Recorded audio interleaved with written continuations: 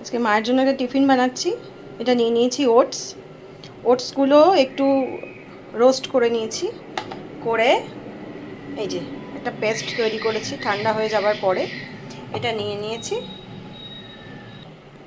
এখানে আমি নিয়ে নিয়েছি গাজর, কাঁচা লঙ্কা কুচি, একটু আদা কুচি, টমেটো কুচিয়ে নিয়েছি, আর ঘরে মিষ্টি আলু ছিল, সেই মিষ্টি আলুগুলো একটু গ্রেড করে নিয়েছি। এবার ওই ওটস যেটা পেস্ট করেছি সেটা জলে ভিজিয়ে রেখেছি, কিছুক্ষণ ভিজে যাবে, তারপরে যেটা বানানো আজকে বানাবো। আর এই যে একটু নিয়ে নিয়েছি পনিরটাকে হালকা একটু ভেজে তারপর ওটারও পেস্ট করে নিয়েছি। অল্প একটু তেলে রাই সর্ষে, ছোট দানার যে সর্ষেগুলো হয় সেই সর্ষে দিয়ে নিলাম। এবার একটু কারি পাতা দিয়ে নেব।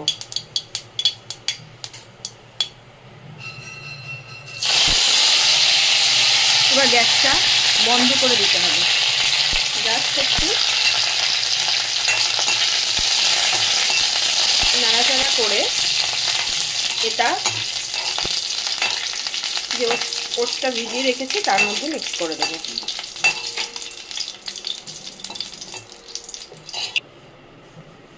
এখানে কি কি নিয়েছি, যে লবণ নিয়েছি, একটু ধনে গুঁড়ো নিয়েছি, জিরে গুঁড়ো, গোলমরিচের গুঁড়ো, আর এটা নিয়েছি একটু মৌরি।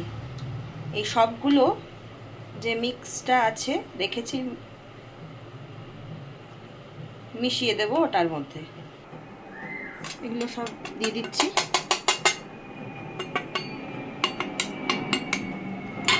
যে সবজিগুলো কাটা আছে, যেগুলো যেগুলো নেব সব দিয়ে দিচ্ছি এর মধ্যে।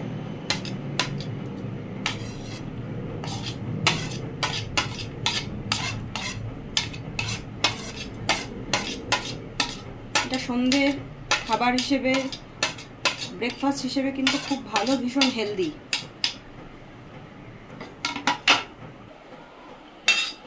এই যে তরকাটা আছে এটা দিয়ে দিলাম, কারি পাতা আর রাই সর্ষে এর মধ্যে মিক্স করে দিলাম।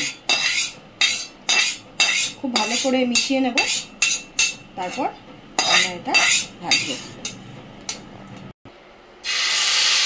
তাওয়াটা গরম হয়ে গেছিল।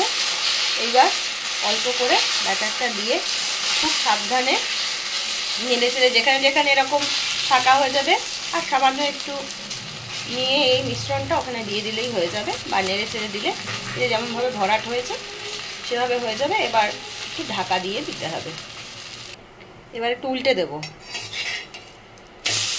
এই আবার একটু ঢাকা দিয়ে দেবো জাস্ট, আর 5 মিনিট রেডি হয়ে যাবে আমাদের আজকে ওটস দিয়ে এই যে চিল্লাটা তৈরি হয়ে যাবে। এবার দেখি কেমন হলো।